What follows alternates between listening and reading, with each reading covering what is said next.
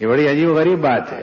فرمایا اقرا بسم ربک الذی خلق، پڑھ اپنے پروردگار کا نام لے کر جس نے تخلیق کی ابتدا کی. معلوم ہونا پڑھنا بڑی زبردست چیز ہے. انسانی دنیا کو پڑھائی کی طرف پریرنا دینا یا اس کو ترغیب دینا، قرآن مجید کے سوا میں نے کسی آسمانی کتاب میں یا غیر آسمانی کتاب میں مذہب کے نام پر جو کتابیں چاہے انسانوں نے لکھی ہو یا ان کو وراثت میں تامر پتریکائیں ملی ہو یا شیلا لیکھ انہیں ملے ہوں یا کوئی پرانی کیودنتیاں کادمبریاں یا کہانیاں ملی ہو مذہب کے نام پر یا لوگوں کے مذہبی آدیش اور دھرمادیش ملے ہوں، فتوے ملے ہوں، وہ سب اپنی جگہ کے اوپر ہے. لیکن قرآن اپنی جگہ کے اوپر ایک نادر اور نفیس اور ایک ایسی اچھوتی چیز ہے کہ دنیا انسانیت میں زمین و آسمان میں اللہ کے کلام سے بڑھ کر اور اس کے مقابلے کی کوئی چیز نہیں ہو سکتی. سلام ہو محمد رسول اللہ صلی اللہ علیہ وسلم پر کہ اس دور میں میں سیرت ابن حشام کا سہارا لیتا ہوں جو رسول اللہ صلی اللہ علیہ وسلم کے قدیم ترین سیرت نگار ہیں. وہ کہتے ہیں مکہ مکرمہ میں صرف 17 آدمی ایسے تھے جن کو پڑھنا لکھنا آتا تھا. اور پڑھنا لکھنا بھی ایسا نہیں کہ بڑی بڑی کتابیں لکھتے ہوں یا آپ کی طرح ٹائپنگ کا کام کرتے ہوں یا آپ کی طرح اللہ نے ان کو اس وقت کمپیوٹر یا دوسری چیزیں فیکس اور ایسی ٹیلی فون یا ایسی چیزیں دے دی ہو. ایسا کچھ نہیں تھا. اکشر سے لکھ لیتے تھے، دستخط کر لیتے تھے وہ، اور 100-150 تک وہ گنتی کر لیتے تھے بمشکل، اور کوئی ایڈریس پتہ ہوتا ہو تو اس کو پڑھ لیتے تھے. ساکشرتا دنیا کے اندر، یا جس کو ہم اپنی زبانوں میں یوں کہہ سکتے ہیں کہ خواندگی، پڑھنا لکھنا سکھانا، یہ جناب محمد رسول اللہ صلی اللہ علیہ وسلم کا فیض ہے، قرآن مجید کا فیض ہے. قرآن مجید کے نزول کے پہلے دنیا میں پڑھنے پڑھانے کا وہ رواج نہیں تھا جو اس وقت دکھائی دیتا. اس کی پریرنا دینے والا، اس کو شروع کرنے والا جو ہے وہ قرآن مجید ہے. اس نے کہا اقرا، پڑھنا سیکھو. پڑھو گے نہیں بات تمہاری بنے گی نہیں. اچھا، پڑھنے کے ساتھ میں ضروری ہے کہ آدمی کے ہاتھ میں قلم بھی دے. وہ کوئی قلم سے لکھے گا جب تو دوسرا پڑھے گا اس کو. فرمایا کہ اقرا بسم ربک الذی خلق، خلق الانسان من علق. انسان کو اس نے لہو کی پھٹکی سے پیدا کیا. آدمی کو بتا دیا گیا پڑھائی کے ذریعے، وحی کے ذریعے، کہ تو اس بات پر غور کر لے کہ تجھے اللہ تعالیٰ نے لہو کی پھٹکی سے پیدا کیا، خون کے لوتھڑے سے پیدا کیا. خوب فرمایا، اور اسی کا حق تھا فرماتا وہ. اب وہ نہ کہتا تو کوئی نہیں کہہ سکتا تھا کہ اولم یرل انسان نے اس بات پر غور نہیں کیا کہ ولم یک شیء، کوئی چیز وہ تھا نہیں. انا خلقنا الانسان من نطفۃ امشاج نبتلیہ فجعلناہ سمیعا بصیرا. یہ انسانیت کے نام اللہ کی دین ہے کہ وہ اپنی پیدائش کے اوپر غور کرے. آدمی کو اپنی پیدائش اور جڑ بنیاد معلوم نہیں ہے تو چیزوں اور وستوؤں کے بارے میں وہ نظریہ کیسے بنا سکتا ہے، چیزوں کی حقیقت کو کیسے سمجھ سکتا ہے. جو اپنی حقیقت کو نہیں جانے وہ اشیاء کی حقیقت کو کبھی نہیں سمجھ سکے.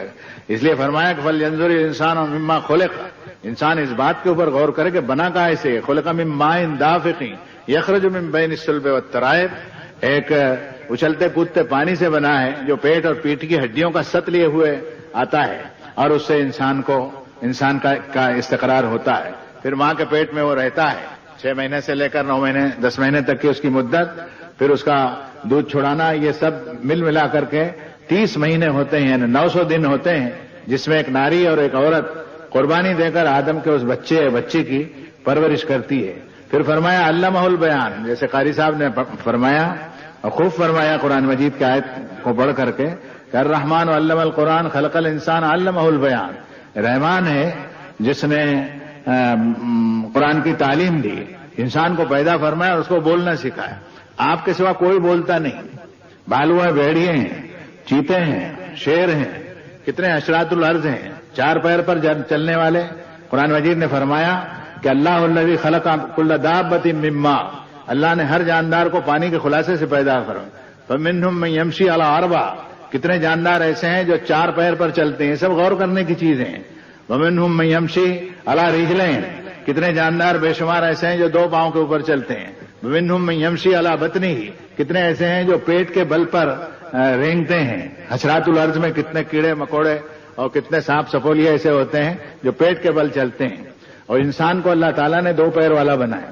اچھا، جتنے حشرات الارض ہیں حمولتاً و فرشا، تمہارا مال ڈھوتے ہیں اور ان کی باڈی جو ہے وہ بچھی ہوئی ہے. یہ سب اللہ کی آیتیں ہیں اور انسانی دنیا کو دین ہے کہ ان چیزوں سے وہ اپنے مالک کو سمجھے کہ میرا کوئی مالک ہے، کوئی سپریم پاور اوپر ہے جس نے اس قرآن کو نازل فرمایا اور میری آنکھوں دیکھی تصویر ایسی دکھا دی اور کائنات کی تصویر دکھا دی جس سے میں اپنے مالک کو پہچان سکوں.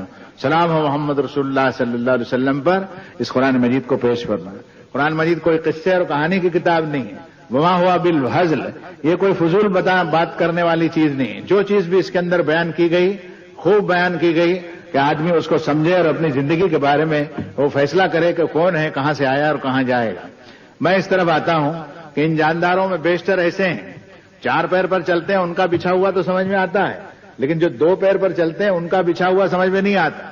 لیکن آپ کبوتر ہے، مرغا بھی ہے، اور دوسرے ایسے جانور دکھے کہ جو پنکھ سے اڑتے بھی ہیں، کوا اور دوسرے ایسے پکشی اور پرندے لے لیجئے، ان کی باڈی بچھی ہوئی ہے. اس پر غور کیجیے. انسان کی باڈی کو اللہ تعالیٰ نے سیدھا بنایا ہے، 2 پیر پر بنایا. غالباً عربی کا سہارا لینے کی اگر آپ اجازت دیں تو میں عرض کرنے کی ضرورت کروں گا کہ رجل اس کو اس لیے کہا گیا ہے کہ 2 پاؤں پر چلتا ہے. بشر اس کو اس لیے کہا گیا ہے کہ اس کا چہرہ دیکھ کر کے خوشی ہوتی ہے. سانپ کو یا شیر کو دیکھیں گے تو ڈر جائیں گے آپ. رات کو کوئی بھوت پلیت دکھائی دیا تو آپ کی نیند حرام ہو جائے گی، چاہے وہ تخیل اور وہم میں ہی کیوں نہ ہو. لیکن آدمی کو دیکھیں گے تو خوش ہو جائیں گے. کسی جنگل کے اندر آپ حیران ہو گئے، کوئی راستہ نہیں مل رہا، کسی پگڈنڈی پر کوئی کا بھی وجود نہیں ہے اور کوئی انسان نہیں دکھا، ایک آدمی اگر دکھ جائے گا تو آپ اتنے خوش ہو جائیں گے کہ اس کے پیچھے دوڑیں گے کہ آدمی دکھ گیا، اور اس کا چہرہ دیکھ کر کے آپ کو خوشی محسوس ہوگی. اس لیے اس کو بشر کہا گیا. الذی احسن کل شیء خلقہ، جس نے ہر چیز کو بنایا، خوب بنایا. اور انسان جو ہے لقد خلقنا الانسان فی احسن تقویم، حضرت تھانوی رحمۃ اللہ علیہ نے اس کا بہت اچھا ترجمہ کیا. فرمایا کہ انسان کو ہم نے خوبصورت سانچے میں ڈھال کر کے بنایا. اس کا سانچہ ڈھانچہ ہی بالکل الگ ہے. آج اس کے بدن کے اوپر، آج اس سائنس اور ٹیکنالوجی کے دور میں غور کیجئے، جب آپ چاند پر کمندیں ڈالنے میں کامیاب ہو گئے ہیں، آپ کا موجودہ بدن جو ہے یہ سہارا ہے اس کا. اگر موجودہ بدن اس طرح نہ ہو تو